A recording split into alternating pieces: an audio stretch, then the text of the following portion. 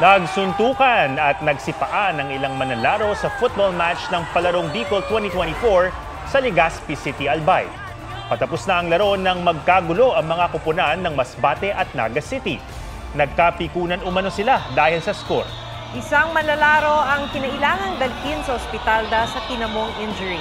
Bago ang rambulan ng mga player na unang nagkasuntukan ng mga taga-suporta ng dalawang team. Patuloy ang investigasyon ng DepEd Regional Office 5 sa insidente. Nailipat na sa New Bilibid Prison ang negosyanteng si Cedric Lee matapos sumuko sa NBI kagabi. Iapela raw ni Lee ang guilty verdict ng korte para sa kasong serious illegal detention for ransom. May live report si Jamie Santos. Jamie? Maki, Atom, alas 9 ngayong gabi nang dumating si Cedric Lee dito sa New Bilibid Prison sa Muntinlupa mula sa tanggapan ng NBI sa Quezon City kung saan siya sumuko kagabi. Mag-aalas 8:30 ng gabi, tumulak mula sa tanggapan ng NBI sa Quezon City ang ilang sasakyan na maghahatid kay Cedric Lee sa New Bilibid Prison. Pagdating ng NBP, dinerecho siya sa RDC o Reception and Diagnostic Center kung saan siya formal na itinurn over ng NBI. Tahimik lang na nakaupo si Lee habang hinihintay iproseso ang kanyang dokumento. Inendorso ng NBI physician sa nurse ng NBP si Lee.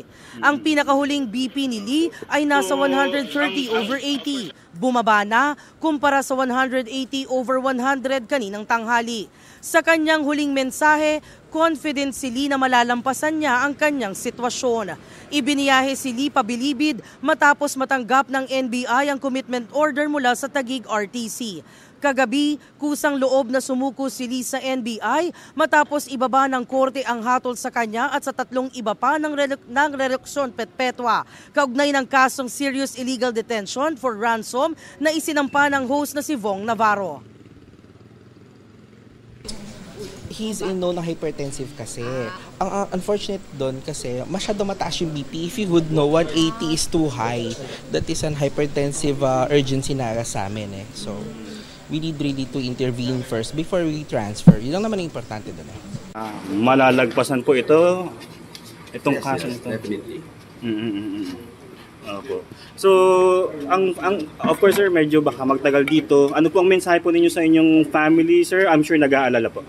Hindi naman sila nag-aalala. Alam na nila gagawin. So, we're confident na malalagpasan po itong kasong ito. Yes.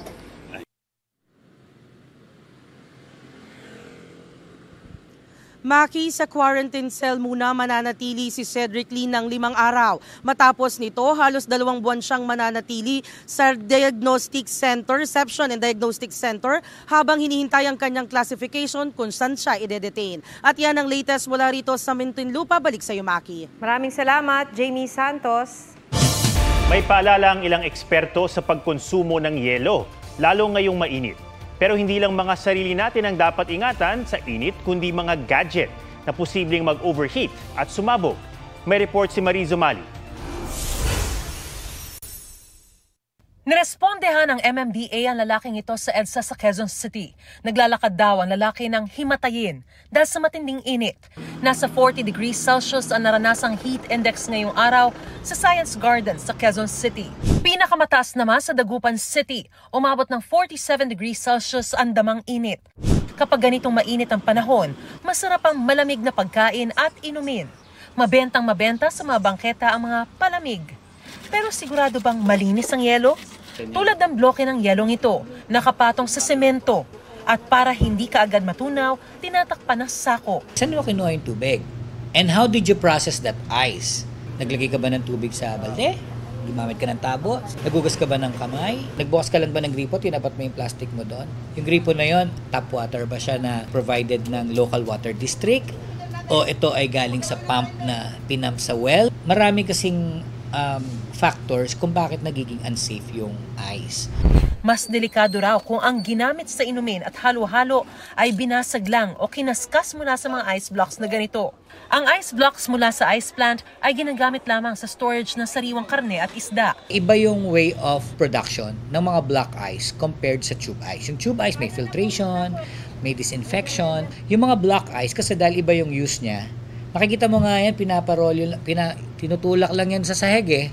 Kung hindi yelo, pwede namang mismong sahog ang kontaminado.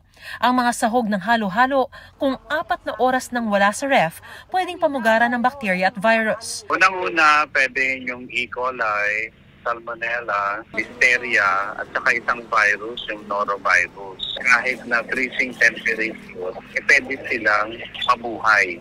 Pero hindi lang ang pagkain ang dapat ingatan ngayong tag-init. Ang mga gadget na gamit sa online classes at work from home, pwede raw mag-overheat at sumabog.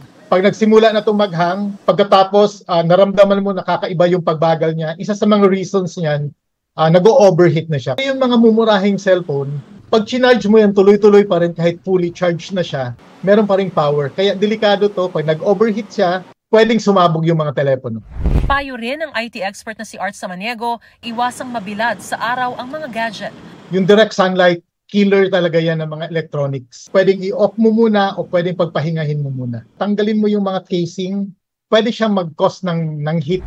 At kung gagamit naman ng laptop, huwag kang gagamit sa mga soft na surfaces gaya ng unan. Mabablock yung airflow niya kasi meron yung blower. Dapat linisin yung ventilation niya. Mariz Umali nagbabalita para sa GMA Integrated News. Nagmalasakit na tumulong pero pinatay. Yan ang sinapit ng nurse na nagmagandang loob sa rider na naaksidente sa Caloocan City. May report si James Agustin. Buhay ang naging kapalit ng pagmamalasakit ng 39 anyos na nurse na si Mark John Blanco. Pauwi na sana siya na makita ang nakasemplang na rider sa barangay 173 Caloocan. Naawa siya dahil nakita niya. Tinulungan niya itong suspect na itayo yung motor. Ngayon itong pagtayo ng motor, hindi na mapaandar ng suspect yung motor. Kaya nagalit siya dun sa biktima, bakit daw hindi na umaandar yung motor niya. Nasawi si Blanco matapos pagbabarilin ng tinulungan niyang rider. 5 anak ang naiwan sa akin. Ano lang po ako, housewife lang po ako. Wala po akong trabaho. Kaya hindi ko alam kung paano bubuhayin yung 5 anak. Bukod kay Blanco, nasawi rin ang isang residente tinamaan ng bala sa dibdib. Lumabas lang ang lalaki dahil may narinig siyang humihingi ng tulong. Ang babae ron, sumisigaw na tulong-tulong. Lumabas naman itong pangalawang biktima, binaril din. Nahagip sa CCTV ang pagtakas ng 54 anyos sa sospek na isang security officer na galing daw sa inuman. Naaresto siya kalaunan matapos masangkot sa aksidente. Nabawi ng mga otoridad ang baril na ginamit sa krimen. Binaril niyo po ba yung 2 tao? Hindi ko masasabi. Hindi po. Oo, hindi sir. Hindi po. Umiyak ng tawad, ngayon ng tawad. Kahit kapalit ng buhay ko, okay lang sa akin yon.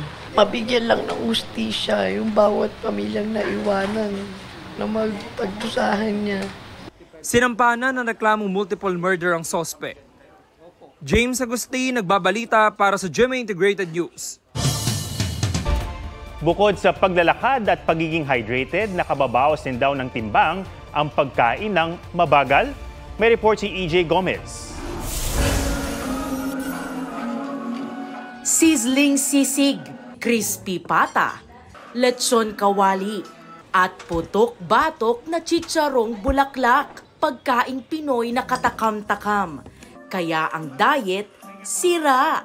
Ganyan daw ang buhay ni Melody noon. Pero hindi na ngayon. Nagkaroon ako ng gastroenteritis. Gusto ko na lang na focus na lang talaga sa pagkain na maayos. Nagkakaedad na ako. Gusto na mag-start na mag-workout, kumain na on time. Mas ninanamnam na rin daw niya ngayon ang pagkain.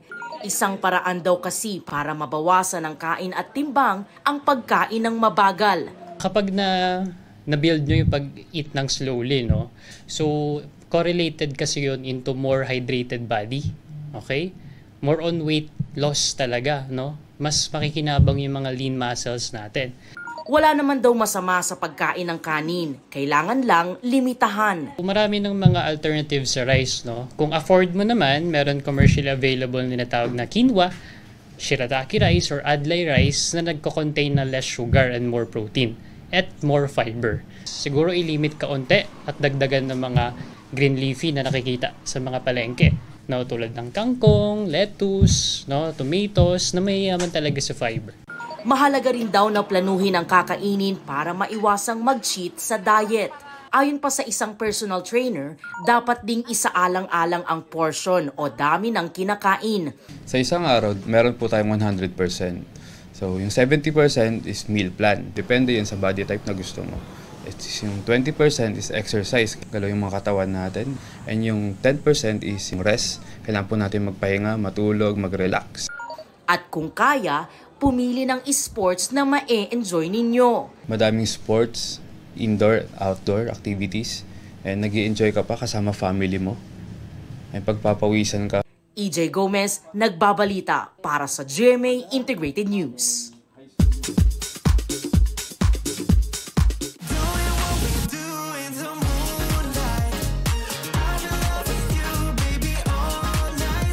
'18 is screaming tonight, kasabay ng release ng P-Pop Kings na SB19 ng kanilang summer anthem na Moonlight.